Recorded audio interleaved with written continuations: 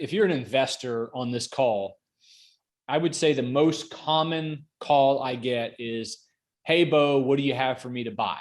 Right? Even people out of the blue I don't even know. I get this all day, every day. I get emails, I get phone calls, voicemails, social media messages. What do you have? What do you have? What do you have? What do you have? Right? And it's really impersonal. And it's usually only happens one time. Like I let them know, "Hey, I don't have anything for you now. Fill out this criteria." And I usually never hear from them again. Right? As an operator, I know other investors are romanticizing multifamily investing, and I'm looking to learn from other investors' mistakes. I know you are too, and you found the right place. Welcome to Myers Methods Presents Multifamily Missteps.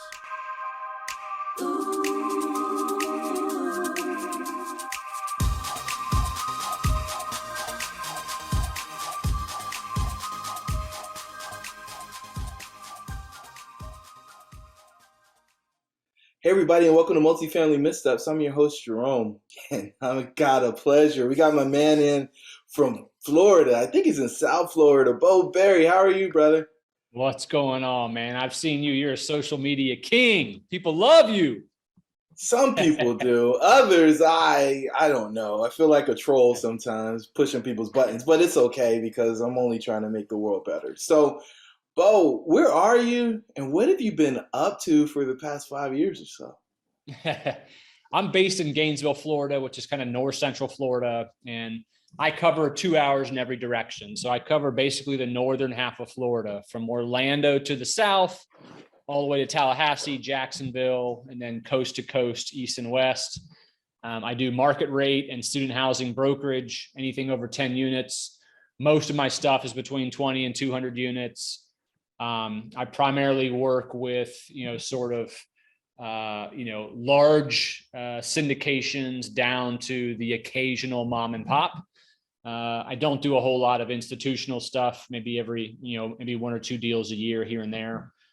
And that's it, man. I'm just, I'm sort of a data scientist that has figured out real estate rather than a real estate guy that's figured out data. I traffic a lot in data. That's what I offer to my customers. I got customers that call me all the time on deals that I'm not even involved in because they know I have all the data. I can help them sort of backstop whether what they're paying is right, and or situations they're going through with sellers or brokers or buyers, whatever the case may be, and just bouncing ideas off me. But I think data is the most concrete, reliable thing that we can go off of and make good decisions from. All right, you're talking my language now. So when you talk about data and you look at the market today, how are you advising buyers? Because some of this stuff just seems completely out of whack to me, but I may just be too conservative. Um, the problem is that we've all been saying things are out of whack since 2014, right? And so the question is will we be saying the same thing in 2026, right? So in 2026, will you be wishing that you had bought a lot of things in 2021 and 2022? I don't see things going in reverse or slowing down in the multifamily field.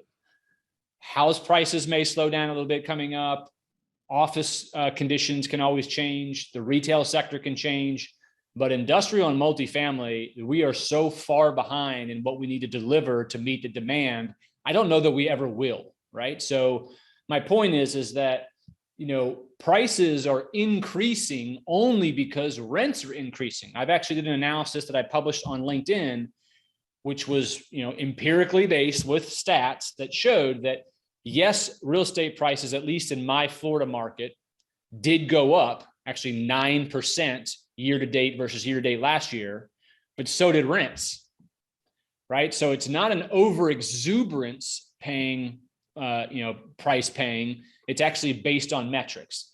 Now, that's mostly for over 100 units. Under 100 units, people are paying a little more than what the rent is increasing, but that's only because under 100 unit deals for so long have not gotten their dues. They have traded at a gross rent multiple or a cap rate or whatever metric you want to go by lower than 100 plus units by a large margin for a very long time. And I get why it is, because big players want to place a lot of capital at one time and they're willing to pay more for that right. And they have amenities and so forth. But smaller properties run on lower operating expense ratios. The profitability per unit as a percentage is usually higher, right? But they've traded, let's just use gross rent multiples, because I never trust cap rates, they're horseshit. Gross rent multiples, when looked at in the macro sense, not pricing any one property, can really tell a good story. So gross rent multiples for under 100 unit deals have typically traded around 8.1, and 100 plus unit deals are trading at about 9.4, 9.5. Now those 8s in the under 100 unit sector are now crossing into the 9s, partly because people are noticing, hey, yes, these are good, profitable assets. You just have to buy more of them in order to place your capital. But secondly, there's just such a lack of opportunities in 100 plus units. Some of the big boys who are able to be a chameleon are buying 60, 70, 80 unit deals. And it's funny because most people say, I don't want that. That's a tweener. I can't do anything with it. It's too small to put somebody on site, and it's too big for, third party offsite to handle it. So what do you do with it? I think it's a big mistake for those who have the ability to buy tweeners. I get it if you are a 5,000 unit syndication. Time is money, right? You only have so many of the manpower resources, and it takes the same amount of time to do a 30 unit deal as it does a 200 unit deal. And so it's tough to really concentrate on anything smaller. However, for those that are small to medium sized syndications, mom and pops, wealthy individuals or partnerships or whatever it is, I know several players who I've done a ton of deals with that listened to my advice early on, which is that, hey, all these deals that you may pass up over the next 5 years, when I bring you 20, 40, 80 unit deals several times a year over a 5-year period, after 5 years, if you had bought 6 more 50 unit deals that you normally wouldn't have bought, you will be 300 units ahead of someone else who only concentrate on those. And by the way, especially if you're concentrating in certain markets, if you've got 5 or 6, 20, 30, 60 unit assets in one market, you've got a hell of a management engine now. So when you do pick up the 100, 200 unit deal, you're already ahead of someone else because you got those efficiencies in place. So there are players who have the ability to knock down 200, 300 unit deals all day long, and they do, that have modified their model to pick up some smaller assets and learn how to manage them efficiently. So you're saying that people are missing out on the smaller assets and opportunity to grow their portfolio profitably by saying they're only going to do 100 unit plus deals. Absolutely. In emerging markets. You ain't managing them. Someone else is managing for you. It's not like the principal is going to be on site managing the asset, right? They're going to be managed by a third party company. All you're going to do is collect a check. It's the time to do a deal and the resources. That's why they get passed up on, right? It still takes 60 days of effort of doing a phase one, doing the PSAs, the inspections, negotiating the debt. All those things take human resources, but it's a finite amount of time. And if you don't have anything else going on, if you don't have 3 other 200 unit deals going on, you might as well knock one out. Because in 10 years, if you held it and you threw everything at it and you paid it off in 10 years, is it nice to have a 50 unit free and clear deal bringing in that kind of cash? I think so. And again, I'm talking about that segment that has the ability to do that, not the guys who are already so big that it actually would cost them money to provide the resources to pick up smaller assets. Whew. You're challenging the vast majority of the folks who are in syndication school right now. They should. And I think you should, right? I think there's a tremendous amount of opportunity in the space that you're talking about, and even smaller, depending on where you are on your journey. So I agree with you. The profitability comment that you made, I'd like to go deeper on that because I don't think many people get that, there is space there.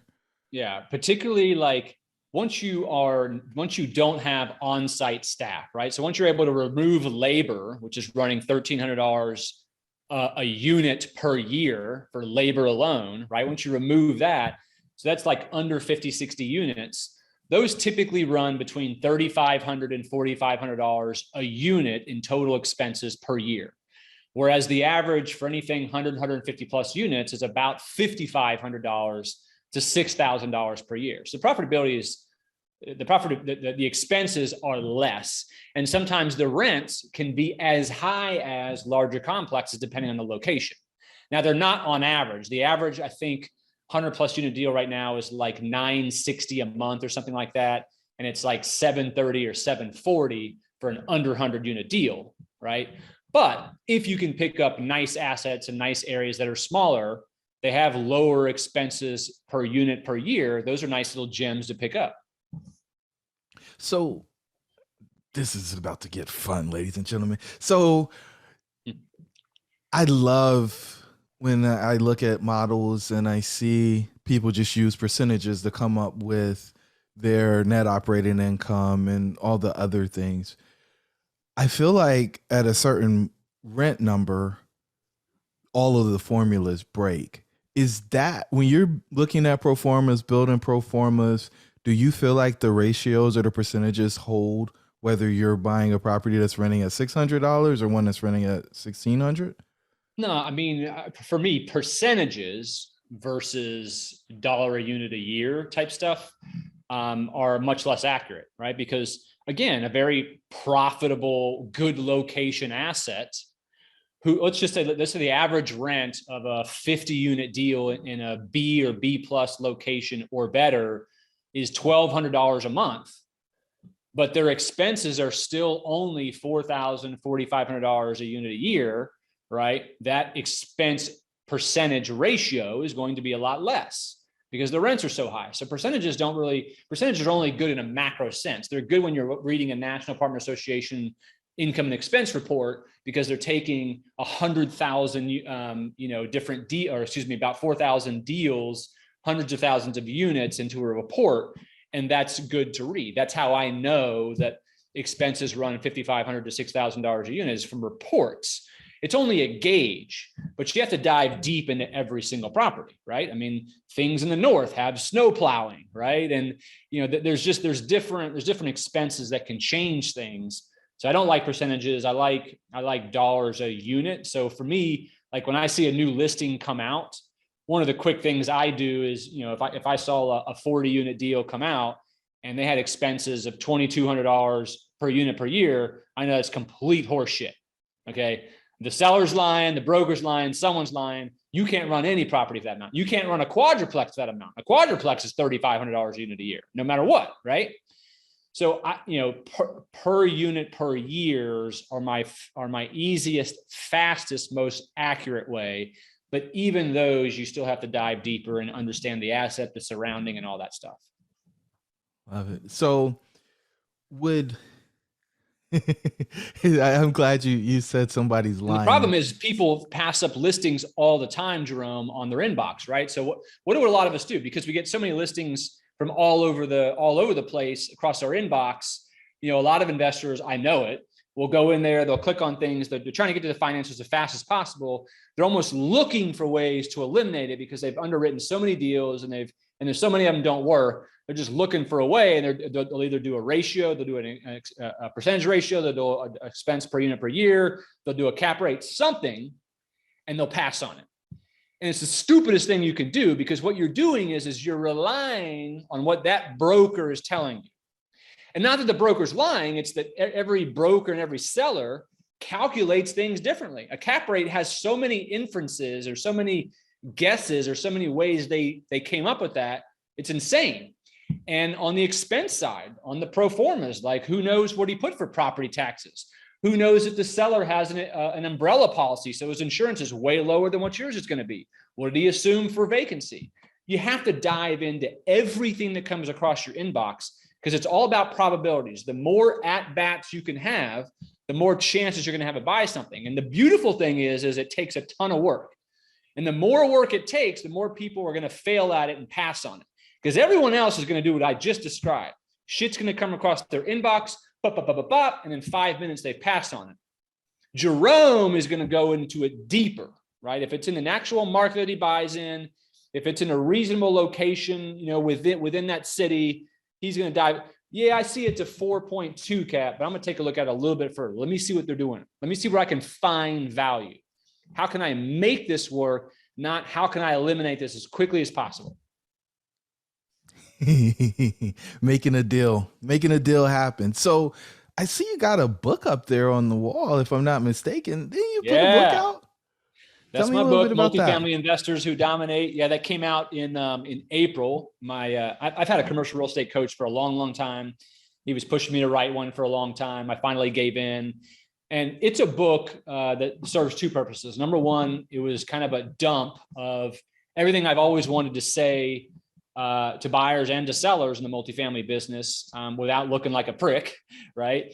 But number two, I wanted to sort of reveal how this business is actually run, how the best of the best in the business accumulate so many units and do it successfully for a long period of time, right?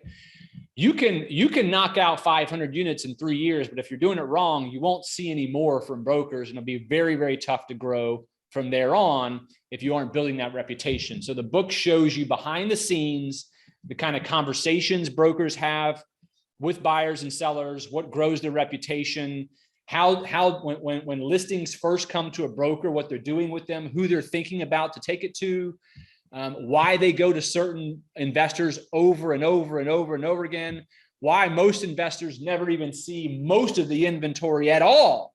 They don't even see it because it's already been transacted. This book tells you exactly how to do that. All right, you got to give me a teaser. So this is missteps. How do you go from somebody that the broker has no consideration or thought of to the person that they go to over and over and over again?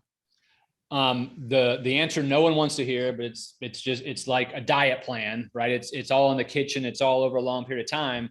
It's the same thing with investing. It's a long period of time. You have to understand, like, the guys who have accumulated the most number of units and have lasted the longest in this business, you can imagine every 30 to 60 days, they are calling every single broker that transacts multifamily, not just the guys who are the best of the best. Every guy who does multifamily, the guy who does from 3 to 4 deals a year to the guy who does 20 deals a year or 25 deals a year, they've got them all in a CRM.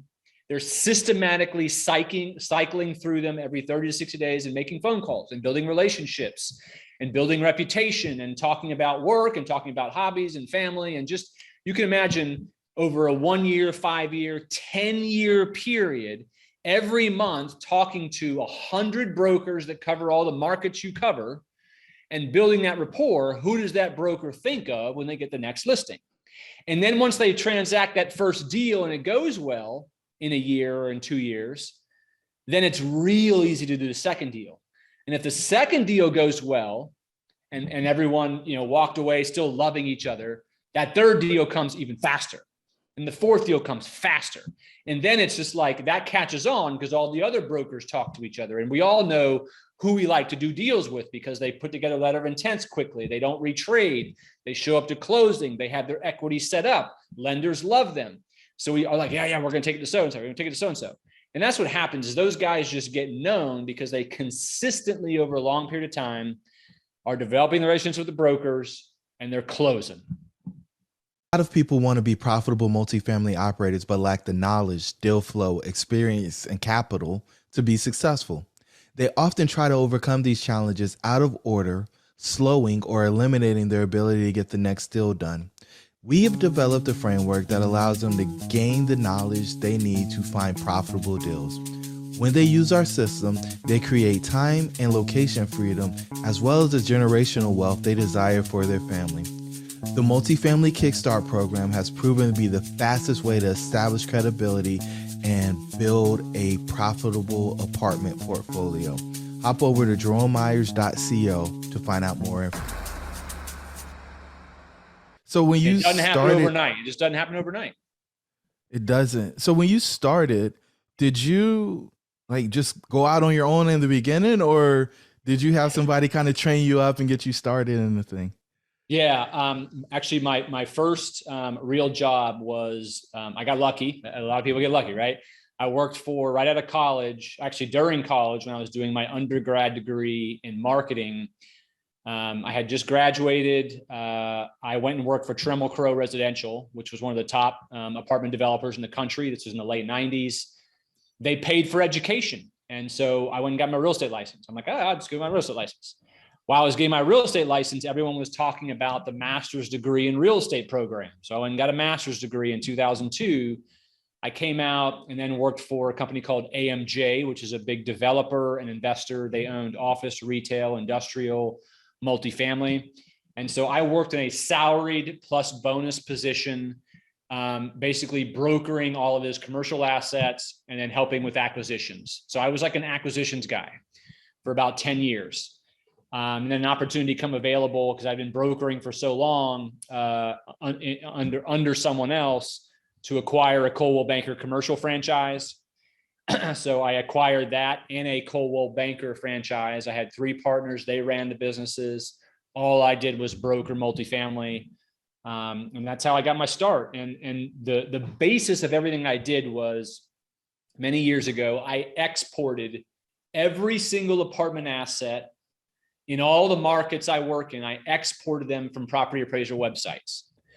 You as an investor and me as a broker and a lender, I believe that is the number one thing you can do is what is every single asset that I could ever transact, right? Because if you don't have that, you're just shooting in the dark. If you're just driving by assets and saying, hey, I would like to own that, or you're relying on some third-party WeWork guy to send you a list, you ain't doing it. Property appraisers want to tax properties. It's the only source that has every complex. I then imported all those assets into a CRM, sorted them by all kinds of metrics, number of units, bedrooms, type of construction, age, who owns it, what they paid for it, and a whole bunch of other columns. And then started looking up contact information. I would call the investors. And I built my business initially by finding out what investors like to buy. I didn't call them up saying, hey, do you want to sell so-and-so? Because I knew every broker on the planet was doing that, right?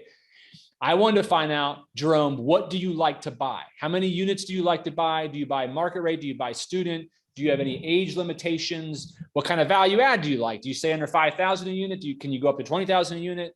All kinds of questions I asked you, and I would type all this in, right?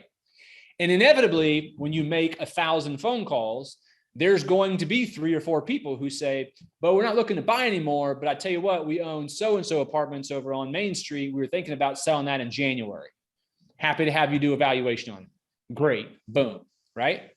And so I would list that. And then I'd go back into my database of all the buyers and their criteria. And I would take thousands of people that I've taken their criteria from, and I would narrow it down to the exact 68 human beings that want that 25-unit apartment complex in Daytona Beach, built in 1982, that hasn't sold in the last 2 years, that has $7,000 worth of renovations left. Boom, boom, boom, boom, boom. All these indexes, and I'd make phone calls. So none of my stuff ever went on a website, and I would never get past 8 or 10 phone calls, and it's sold, right? And so everything's been database driven, analytics and algorithms. So for 20 years, I've been perfecting in my system. Every loan that comes up, it's in my system. When it last sold, I can do calibrations on when I think a complex is going to sell based on what the global averages are and the type of owner, right? Like I know certain syndications are in and out in 3 years. I know certain ones are 5 years. So when they buy something, I'm already putting in an indicator to call them in 2 years because I know they always sell in 3 years, right? So I'm tracking a whole bunch of different indexes based on the physicality of the asset, the type of owner entity, when the loan's coming up. So when I walk in on my computer, it tells me the 4 phone calls I have to make today based on entries I did last month, last year, or 10 years ago. And I'm wrong most of the time, but I'm right a whole lot. This is amazing. So Bo's using the technology to make him really intelligent, like outside of actually building it, right? So the algorithm is saying, hey, high likelihood of sell. And if not, at least we touch bases instead of That's me right. waiting until they've already decided to sell and they've talked to somebody else, trying to stay And front of mind, meanwhile, I'm right? trying to add as much value as I can, right? I've never been the kind of broker. It always just never felt right to just call and say, hey, the market's fantastic. Things are insane. You should sell, right? I add value 19 times. And then on the 20th time, I may say, hey, based on what you've told me in our interactions and what's going on in the market, in this market, here's what's going on values. You may want to consider in 2022 or 2023, this is something I'm going to exit, right? But meanwhile, 19 times in a row over the course of a year or 6 months, whatever it is, I'm feeding them information about the market, about rent, about amenities I saw that would work on their property, just all kinds of stats, reports, inventory stuff, useful things so that when they see my name pop up on that cell phone, right, they know that I'm about to add value and they're going to take my call. They don't feel like, oh, damn, Beau's calling me up. Here we go. Watch this. He's going to ask me if I want to sell. Watch. Right? I don't want that. I want them to be like, Beau's calling. He's getting ready to tell me something that's going to add value in my business. I love it. And so, have you always been seen as value add, especially like in that first or second job? Sometimes when we get started in our careers, we kind of stumble and trip a little bit. I think initially starting off in a career, if we're talking to a newbie, all you have is work ethic, right? You don't have skills yet. You don't have smarts. You may have book smarts, but you don't have industry leading smarts. And so what I did was just work ethic. I was the first one to arrive, the last one to leave. I wanted to show those in charge or those in charge of my destiny that they can rely on me, that I'm going to outwork anybody. And I think what happens is when you consistently show work ethic, you are blessed with higher with I guess with more things to do, with more things to capitalize on, right?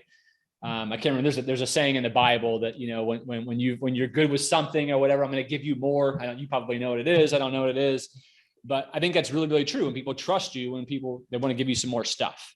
And then that catches on, right? People are at a dinner party. Hey, Beau did this for me and Beau sold that, or Beau found me this deal. And that spreads, right? And I think that happens in any industry. Got it. And so when you were in that, I think it may have been a second job where you were doing all the right things, but there was a little disconnect. Let's dive into that a little bit. Yeah. So this was coming out of my master's program. I was working with a group, AMJ, led by a guy who's just kind of legendary in the business, owns a ton of assets. We still do deals together. But I remember within the first month, he had walked into my office. I've been making phone calls for several weeks. I'm spending his money, marketing his assets, trying to fill them up. He had a very low global occupancy. And he walks in, he said, hey, what are you working on? I'm like, well, I'm making phone calls. Nothing's happening. I'm sending this out. And he looks at me and he goes, strike one. And I'm like, what? I'm like, no one's ever said to me strike one, as in like two more and you're out of here. He said, strike one. I'm like, holy crap. I'm like, man, I just graduated. Like I've got a wife, like, I'm thinking about having a family, this is like, holy, this is my early 20s or mid 20s. And then the second time was, so same company. I was at the front desk lady handed me something for the principal to sign. She said, hey, you're walking down the hall. Well, if you take this with you, have Mike sign and bring it back to me. Sure. Walked in his office, handed it to him. And he said, well, what's this? I said, I don't know. Sue gave it to me. She just needs you to sign it. And he looked up at me and he goes, strike two. He said, don't ever hand me something you don't know what it is and have me sign it. And I'm like, what? Are you kidding me? I'm on strike two, man. This is crazy. And like, meanwhile, I'm making phone calls. I know I'm doing all the right things to bring in deals, but nothing had happened yet. Right. And so when nothing's happening, I probably started getting on his nerves. Every little thing was just kind of like, hey, this dude ain't producing. But he had never brought on anybody in-house to do the brokerage. He always hired outside brokers. right? And he doesn't see them making phone calls and see him doing all this stuff. He doesn't know how the world works. This was the first time he brought someone in-house. And so I think I was 4 or 5 months in at that time, making phone calls constantly, building business, marketing, doing some of the early social media stuff. And finally, I got that first lease. And then I got the second lease, and then it just kept going on and on. And then I think it was within 2 years, I took them from 67% to 97% occupancy, and killed it for him for the next, I think it was 9 years. But anyway, it was just sticking to it, not getting scared. I knew what I was doing was the right way. I had, coached with a lot of people about how to build, how to market, how to lease, how to get the brokerage game going. And, looking back, I also think if I asked him, part of it was part of his game to light a fire under my ass. I'm not sure that he was going to fire me. I think he just knew that was the kind of fire that lit someone like me up. But you didn't let it get to strike 3 either. No, I didn't. I was scared to death. So the final question I ask on these episodes is, what words of wisdom do you have for the listeners? I think if you're an investor on this call, I would say the most common call I get is, "Hey, Beau, what do you have for me to buy?" Right? Even people out of the blue, I don't even know. I get this all day, every day. I get emails, I get phone calls, voicemails, social media messages. What do you have? What do you have? What do you have? What do you have? Right? And it's really impersonal. And it's usually only happens one time. Like I let them know, "Hey, I don't have anything for you now. Fill out this criteria." And I usually never hear from them again. Right? And so you have to think you're one of thousands and thousands of people after the most sought after asset in the world, hands down, period. There is nothing that's wanted more than multifamily assets. And you can be very successful at it, and it's worth the hard work. But brokers over 10 units are controlling the inventory, not because they're great, but because they're expensive assets, and sellers know that the best way to exit at the highest value is to hire a broker who can bring in multiple offers. So that's why all these deals are done by brokers. So if brokers control the inventory, the best advice I can give you is building strong, long-term, long game relationships with as many brokers as you can, not just the top guys, but everyone who could ever bring you an asset. And not just brokers, but lenders, property managers, phase one consultants, inspectors. All these people have direct communication with the people who control the inventory. And the more you can build those relationships over a long period of time and a repetitive cadence that's controlled by your CRM, you will be very successful. But if you just go off of trying to remember to call people and keep in touch with people, your brain is only going to remember certain folks, and that ain't enough. That ain't enough. You got to use the technology, man. But this is a different episode. This is the different kind of episode for Multifamily Missteps. This is the first time we really dug into the experience of the operator and how to create value for others. And it's interesting because, there's this common thread of being consistent and persistent and being present. That's what gets you noticed. And then there's this other piece, this tenacity of working hard, working smart, combined with all of the hard work that is seen as effort in a lot of ways. And I think it truly is a recipe for success. It's a way to get out of the crowd of the 1,000 and rise to the top 10, right? If I'm on your top 10 list, when you got an asset to sell, I got a pretty good chance of buying something at least once a year, I would guess, right? Yeah. You're only as good as your last contact.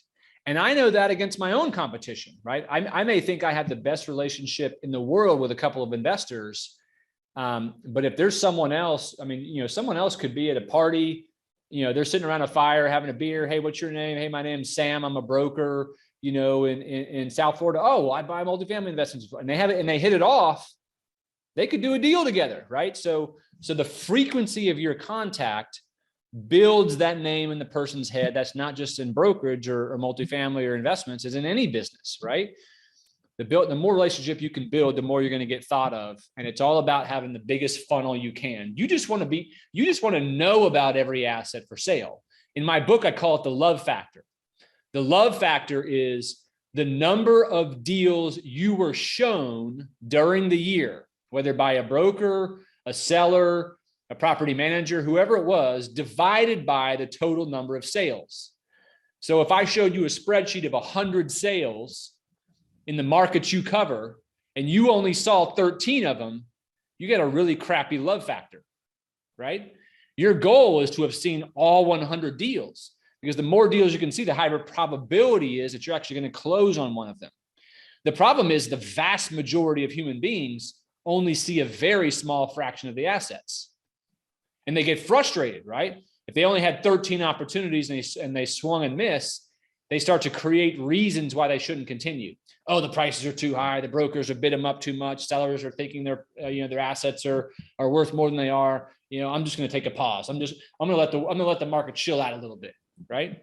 They didn't see 87 other deals that happened out there because they were never thought of. Sitting on the bench. You got to get in the game and play, baby. That's right. Well, Beau, we haven't said how the listeners can get in contact with you if they want to learn more or find out about your book or any of the other stuff. So let's do that. Yeah. 3 ways. My website is beaubeery.com, BeauBeery.